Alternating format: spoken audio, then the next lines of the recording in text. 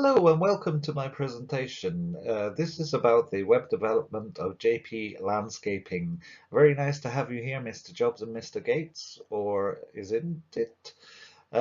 Anyway, let's have a look at the quote by Douglas Adams. Isn't it enough to see that a garden is beautiful without having to believe that there are fairies at the bottom of it too?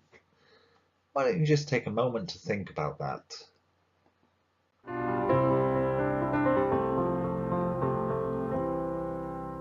Morning has broken like the first morning. Blackbird has spoken like the first bird. Okay, let's have a look at the next slide. So here we've created a mind map of the landscape gardening website for JP Landscaping. I'll give you all a handout so you can have a look. Basically, the hub of the landscape gardening website, home, it's in the middle. And leading off of this, we can see we have the various headings, which you can have a look through. And you'll also see there are some subdomains coming off of those headings, which will give you some idea of the kind of things we're going to be clicking onto later. I'll show you that in more detail in the next slide. So as I said, make any notes that you want on the handout, and you can send me any suggestions that you have about it later. So let's move on to the next slide. So here we have the headings, which will be on the home page. So we have home, we have residential, we have commercial, our work, about us, and contacts. So let's go through those. In the residential, you'd have various images of past projects that you've done. So for example, country gardens. These will be any country garden projects that you've done, modern landscaping, and roof gardens. And if there are any other projects that you think are useful to put up in these subheadings, it'll be a drop-down menu, so you'll be able to add to them later. Also, when you click on any of these subheadings throughout the web page, you will get an audio, which will be for the visually impaired or blind. So they'll get an audio description of whatever they're clicking on. So let's have a look at the commercial. In the commercial, they're split into two sectors: the corporate sector, which involves business premises projects that you've had in the past. So it'll be a drop down coming off the corporate sector, and also the public sector, which will also have a drop down, further drop down for parks, public and public gardens.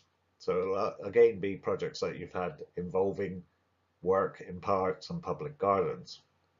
And then we go on to our work. Our work will include all of the different types of projects you have on offer.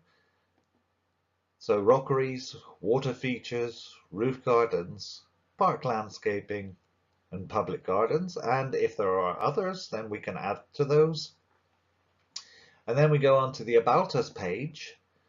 In the About Us page, you will have a history link, which will click you to the history of your company, how you started, so how the company came about, when you set it up, what the years, etc., the usual history about companies.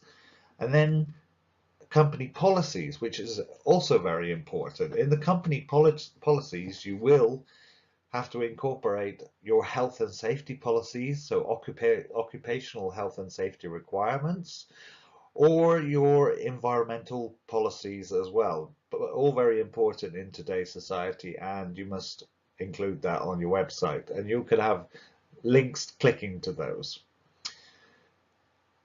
Then you can have awards that you have, so any awards that you've received in the past for your work that you've done for any projects, and then perhaps some pictures with your team, so people that are working with you, including the manager and the owner of the company, to make it more personal for the user. Then we go to the Contact Us page. Here you can have an inquiries page, which will be where people could ask for to inquire about anything really. If you do bespoke work, if you could give them some idea how you could help them, to give more of a personal relationship with your user and your customer. And then also from the Contact Us, you would have a quote, a contact quote page where you could ask for a quote for a job, and also a feedback sheet to get feedback off your customers, because getting feedback is extremely important. Let's have a look at the next page. Now this page basically is everything I've just said in a sitemap to give you some idea of how the whole website would be laid out. Of course, there'll be many more branches coming off of these because of the extra pages that will be attached to the sub pages. Okay, so let's have a look at how the website may look. We have a look, start with the home page. Here you have all of your headers at the top of the page. And now on the first image, you'll see this on your handout, you have the home page. On the home page, you'll have GIF animated images. This means basically that you'll have an image of perhaps of different gardens, which are moving images, and this will make it more exciting. It'll actually look like it's a live camera showing gardens or projects that you've done. And then also you have in the top corner there, you can see the social media buttons, also very important in this day and age on the internet. A lot of people like to share with other people that they know on the internet to get their opinions. And then on the second page, you'd have the residential with drop-down menu, and they would have links, as previous mentioned, going to previous residential projects.